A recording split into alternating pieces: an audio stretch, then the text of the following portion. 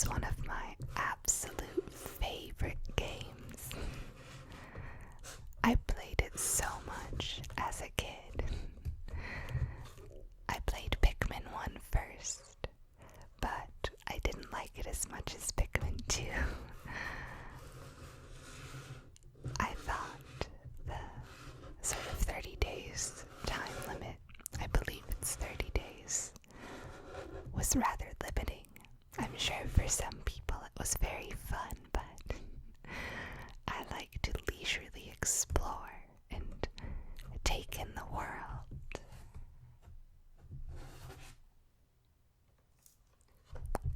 Let's see, how should we open this with minimal damage?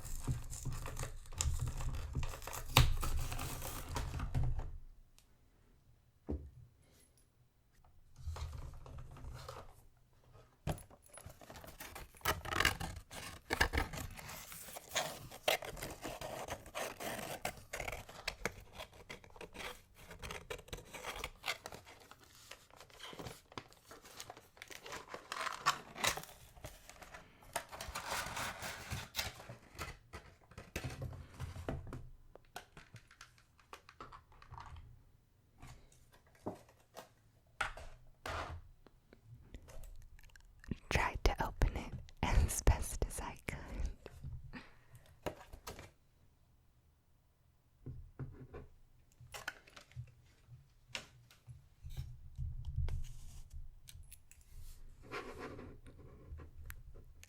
And here's Captain Olimar.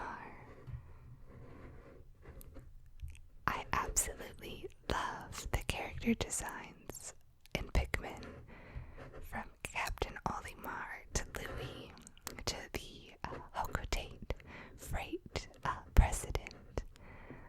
I think they're just so unique and interesting looking.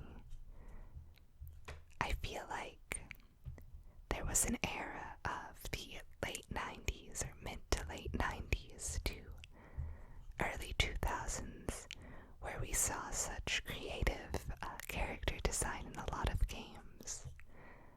I think about a lot of the weird Dreamcast games and weird earlier Nintendo things, and even a lot of the things on the GameCube. So we have a red Pikmin, a blue Pikmin, and a little yellow Pikmin on the back. Good little details on Olimar's spacesuit, his backpack, the little dreads on his boots.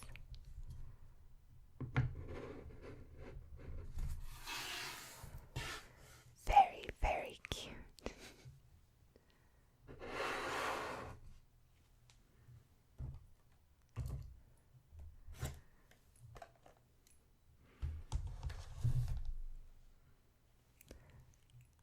I absolutely adore the gameplay of Pikmin, the sort of real-time strategy, and even though it's simple, I feel like there is a lot to manage in it. Whether it's the amount of Pikmin you have, the variety of the colors. I think it's interesting. I always remember feeling so bad if I let too many Pikmin die when going into the caves and dungeons. I would always take the smallest amount possible, usually around 50 or so, unless I had to take more for a specific reason, like carrying an item, just because it pained me so much to see the Pikmin die.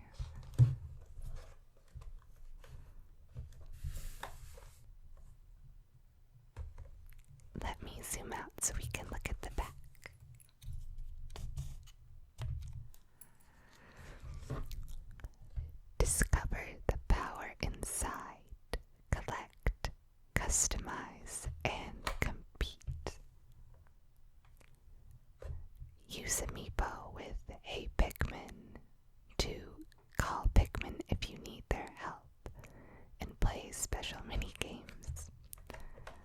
I have not played Hey Pikmin because it's a 2D side scroller. Well, not fully 2D, but perspective-wise. And I find that to be an insult to the Pikmin games.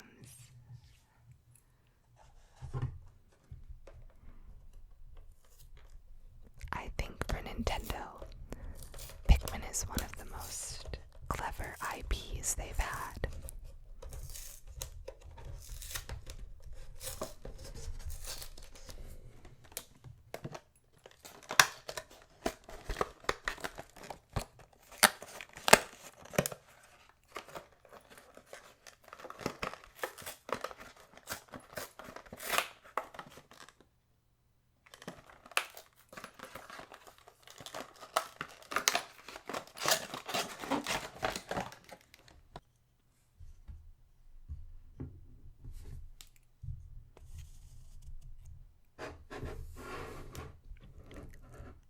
Here's the Amiibo for Pikmin 3. Admittedly, I have not played Pikmin 3 yet. I want to borrow it from my siblings. They have it.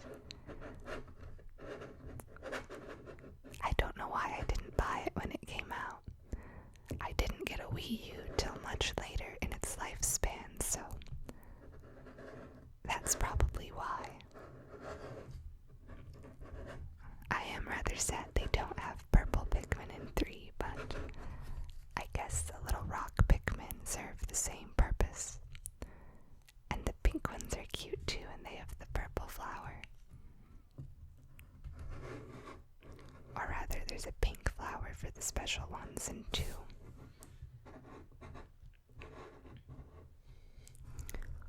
One of the things I've always found the most charming in Pikmin 1 and 2 was the music.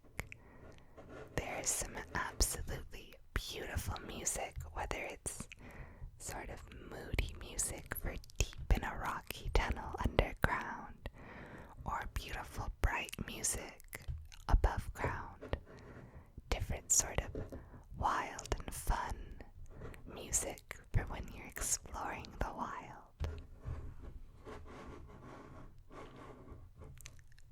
Pikmin 1 has especially some great music. There's also some fun songs that were used in Pikmin ads in Japan that are really cute. I believe in one of the Smash Bros, whichever the first one Olimar was in, they have the song from the commercial play on the stage sometimes.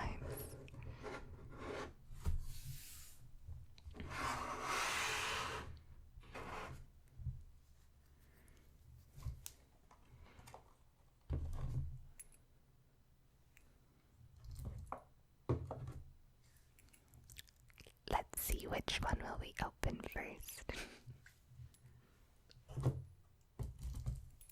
I guess we'll open them in the order in which you get them. Red Pikmin seem to be the first one you always get. The most simple unit with their little nose. I still think Pikmin 2 especially has pretty good art and rendering in terms of the water graphics and effects.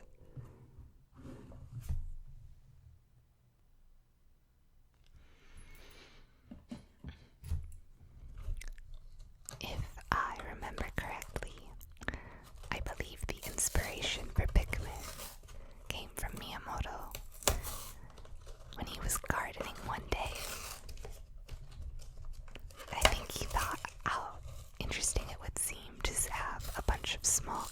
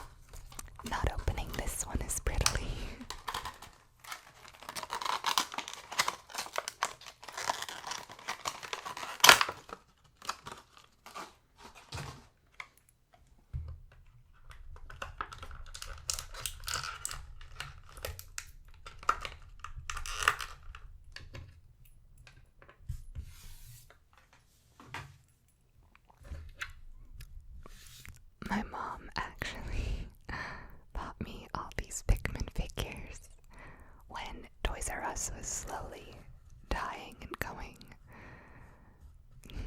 and gone.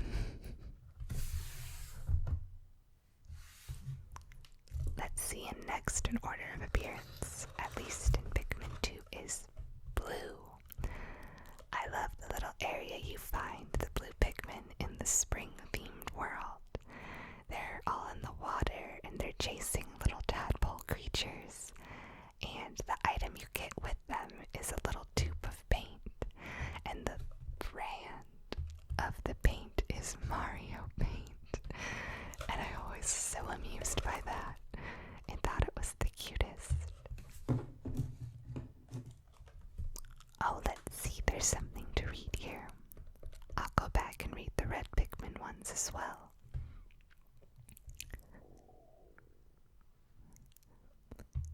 Blue Pikmin, as their name implies, are a blue species of Pikmin that reside on PNF-404. Besides coloration, these Pikmin are distinguishable from other Pikmin species by their mouths, a trait seen in no other Pikmin species. These mouths are used to take in water, which filters oxygen through the gills located on their cheeks.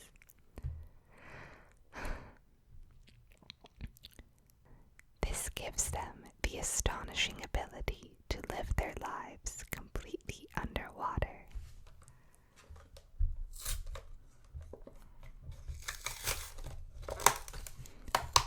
I remember spending days as a kid farming for Pikmin, as it were, just growing tons and tons of Pikmin. You know, in fact, I might have enjoyed that more than the dungeon exploration. The above world areas.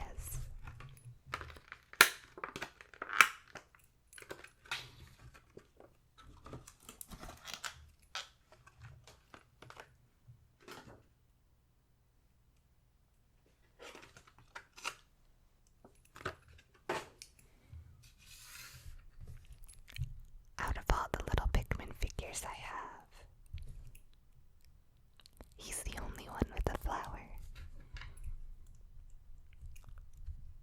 I love the area that requires blue Pikmin the most, at least above ground in 2. I think it's called Perplexing Pool. It has these beautiful summertime vibes and all these blue pool tiles and little pools full of enemies.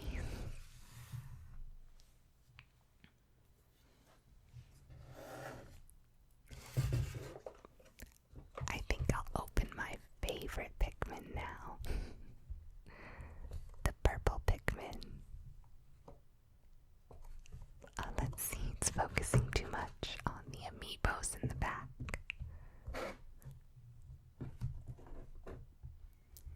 There we go. Purple Pikmin are my favorite because they're so fat and chubby, even in game. I love the little extra feelers they have. And I love the little thunk sound they make when you throw them. They're just like little fat sumo wrestler Pikmin.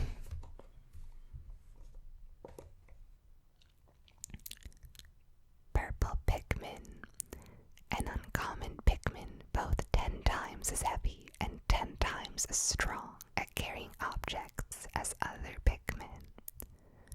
When thrown, purple Pikmin will cause a shockwave to occur on impact due to their weight. Purple Pikmin are slightly taller and noticeably fatter than other Pikmin. Additionally, they also have hair-like protrusions on their heads. I think the first puzzle that uses the purple Pikmin is, since 1 Pikmin that's purple equals 10 regular Pikmin, if you have 10 purple Pikmin, you can pick up a piece that's like 100 Pikmin are needed to hold it, or is it that's 120, so you can sort of cheat the system of only 100 Pikmin out on the field at a time. by having these fellas who account for more than one.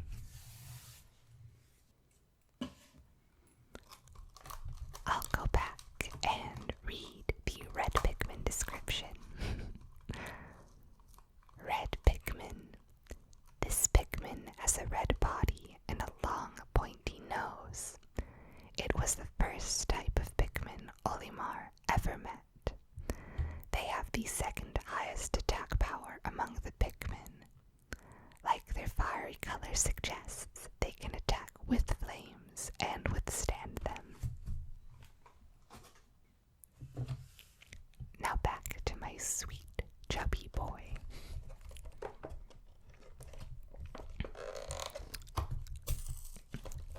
I always took such good care of my purple Pikmin. I think I honestly never brought them into the field unless absolutely necessary. I treated them like little treasures.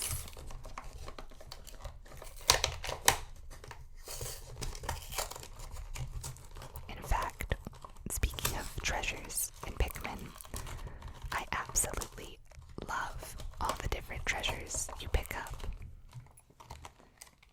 I think my favorite thing is reading Olimar's journal entries on what he thinks the objects mean.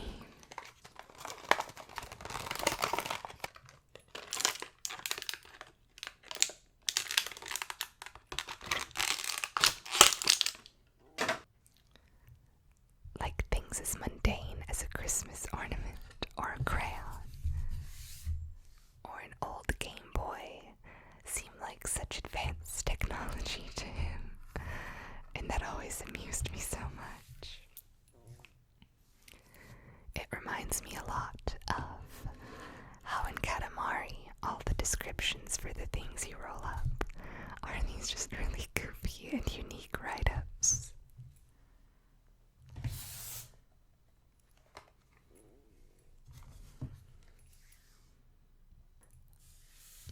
I also loved, I think they call it the Bullpedia, that has the descriptions of all the different enemies you run into, enemy little bugs and creatures. I love that it's written like a taxonomy journal with their species names and subspecies and behaviors. I was always a fan of the Bulborbs, the standard sort of Pikmin enemy we all know and love. The big chubby guys that have sort of mushroom print bodies and the little snout, or some have the snout and some just have a big chompy mouth. I think they're such a simple character design, yet so effective and so symbolic, especially for the Pikmin games.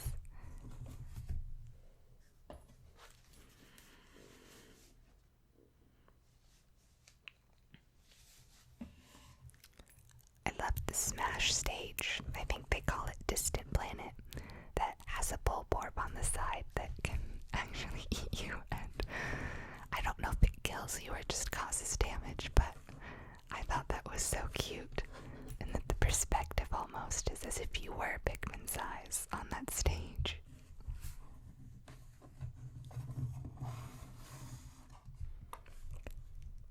Yellow Pikmin. A type of Pikmin. Take a nutrient-rich pellet to a flying saucer known as an onion, and it will produce the mysterious beings known as Pikmin. Yellow ones fly higher than other Pikmin when tossed by Olimar or Louis. Unlike other Pikmin, they're also highly resistant to electricity, which makes them invaluable when battling enemies like Anode Dweevils. I think that's funny that they name a specific creature on this one. I love the yellow Pikmin because there's certainly many areas where the puzzle, as it were, is having to have enough yellow Pikmin to toss up high enough to reach an object other Pikmin can't. And it's usually mixed in with something like having to have enough blue Pikmin to build a bridge to get the yellow Pikmin across.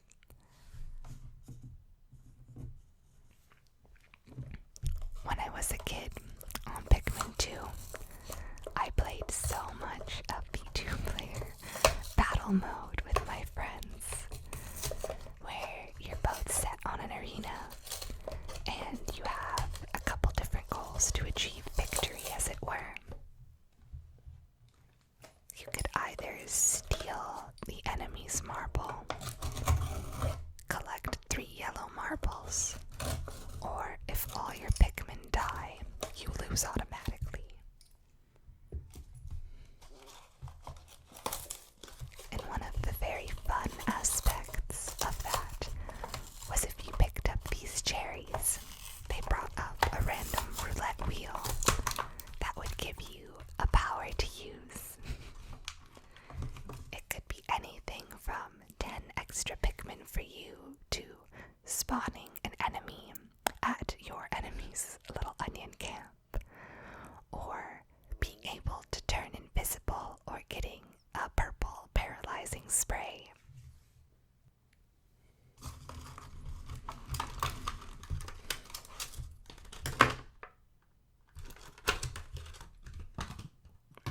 Oops, knocked over my little purple guy.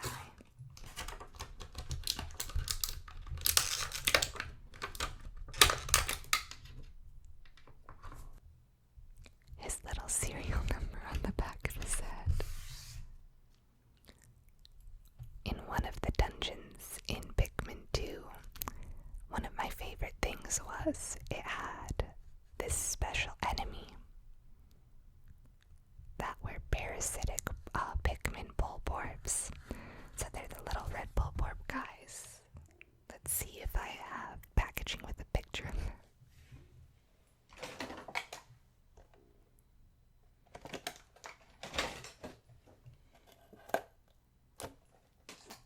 No, I don't, but they're the red polka dot mushroom guys I described earlier, or bodies with mushroom pattern. Oh, let me scoot them in frame.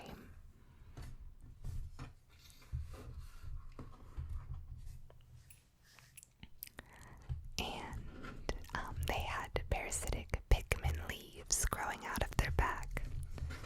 So when you killed the big mother one, the little baby ones, you could actually use them as Pikmin. It was cute because they had totally different sounds they made, and the cute way they waddled behind you. It broke my heart that I couldn't take them out of the dungeon with me, and I was hoping so hard that they would be a Pikmin you could grow and have an onion for in Pikmin 3, or keeping your ship like the white and purple Pikmin.